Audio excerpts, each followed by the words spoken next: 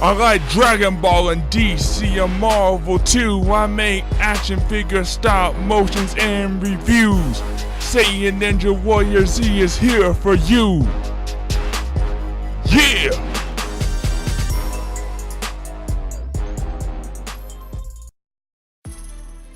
What's up, my ninjas? It's your boy, Saiyan Ninja Warrior Z. And today we're going to be reviewing... Dun dun dun! A Marvel Legends 12-inch Iron Man. Now, this figure I happened to pick up for an astoundingly good deal. Its original price was $50. And there was no way in hell I was going to pay that, but I saw it for $16 on Amazon, and I just had to pick it up. It's still $26 now, so you guys are interested in owning one of these, I suggest going to Amazon and picking this one up. It's only about $24 right now.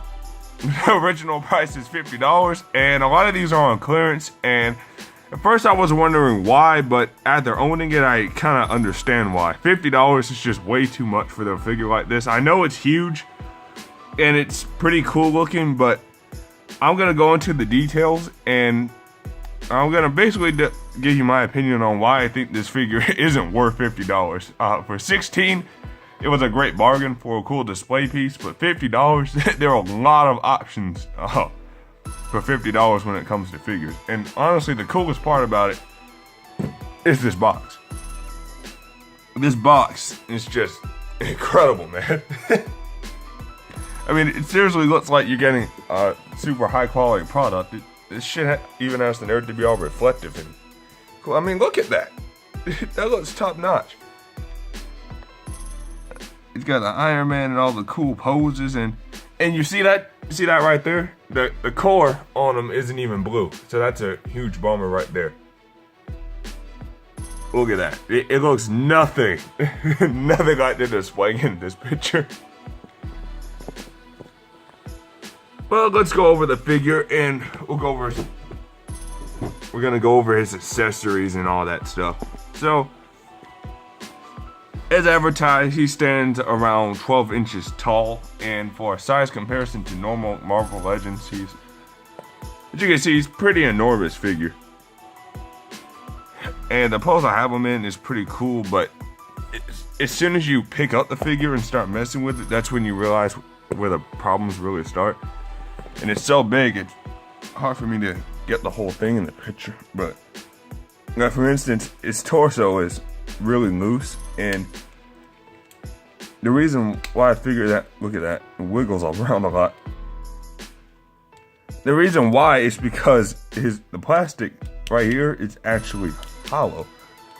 Instead of it being a solid piece, when it's shining to the light, you can actually see the light straight through it. So it's actually made of really cheap, thin plastic. And the joints are already kind of loose. You know, I just got it.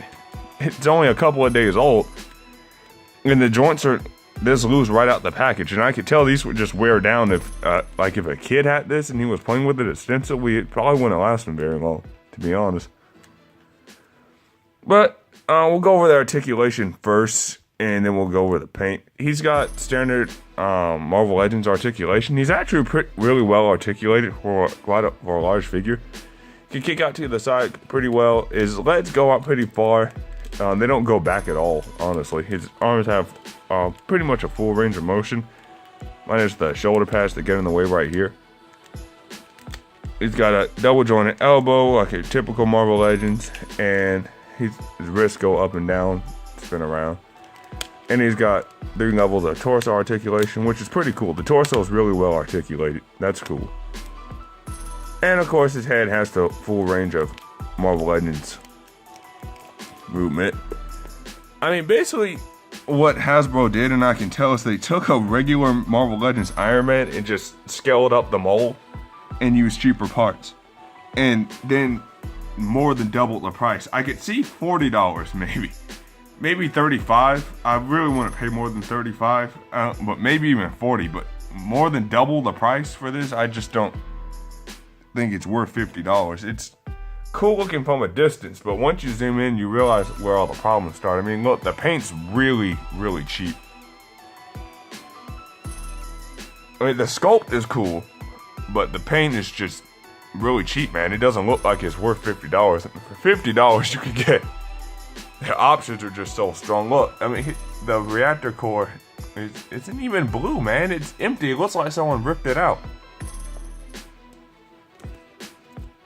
He's got the lights on the side of his arm, or like these cheap ass stickers. I mean, they couldn't have put some sculpt. They couldn't have sculpted those, really. For $50, they couldn't have sculpted the lights on the side of his arm. The figure's pretty. The figure looks cool as far as the sculpt goes, but it's just got no detail, man. The paint's cheap. The paint's really cheap. The plastic is cheap, and the figure's already loose. It's kind of. I'm not gonna say I was disappointed because my hopes weren't high for these things in the beginning, which is why I waited for like a clearance sale or something. And lo and behold, one happened. I don't think they're very popular, and this is why. And as far as accessories goes, that you could do worse. It comes with a regular Tony Stark head, which is pretty good. I can't complain about that. It's a pretty good Tony Stark. Now, it's definitely based on the comic book version of Tony Stark, not Robert Downey Jr., so I actually like that. That's a cool Tony Stark face. Then he comes with his two hands, like his repulsor hands, with repulsor blast. These look pretty good. Again, the paint and stuff is just lacking with the stickers right there instead of actual sculpt. And he comes with these energy blasts that you can take in and out of the hand. That's pretty cool. As far as repulsors, these actually look really, really nice. I had to give it to them. These look really good. And another cool part is that they can go in his feet. If I can get it to stick in. And those feet are actually kind of loose. And the peg on the jets aren't very big either, so they can fall out pretty easily, but they can go underneath his feet, so it looks like he's flying. That's actually a pretty cool effect.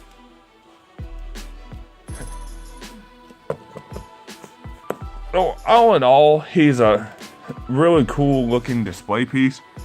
Not worth $40, but definitely, for $16, it's a cool looking. It's a fun figure to pick up. If you for cheaper than a base Marvel Legends, it's a cool figure to pick up. So I definitely recommend getting it on like a clearance sale. You guys may really like it. Not for $50 though. I can see why these are all on clearance. But if it's cheap, I recommend picking them up. He'll look cool on the shelf, and that's about it. It's really not much to this guy besides that. He's just plain, There's just really not much to it, and the proportions look off for some reason. I don't know what it is, but the proportions look off. I may be crazy, but I think the torso is too long and the legs are too short or something. It just looks weird. Like, it looks like it's scaled up Marvel Legends, but they elongated it to make it look even bigger. It's just weird looking, man. And it's a regular Marvel Legends. Not the best figure to compare it with, but you see, the proportions just seem better. I don't know what it is about this one. Even the Captain America and Spider-Man look better. The Iron Man just looks strange. But that pretty much wrap up this review, guys. I hope you enjoyed it as much as I did. I know I kind of dolt the figure the whole time, but I had to give my honest opinion. And I'm going to have some more reviews and videos coming up soon. So you guys enjoyed this video, please like, share, and subscribe it. And stick around for the next one. And I will see you guys later. Say Ninja Warrior Z out. Peace.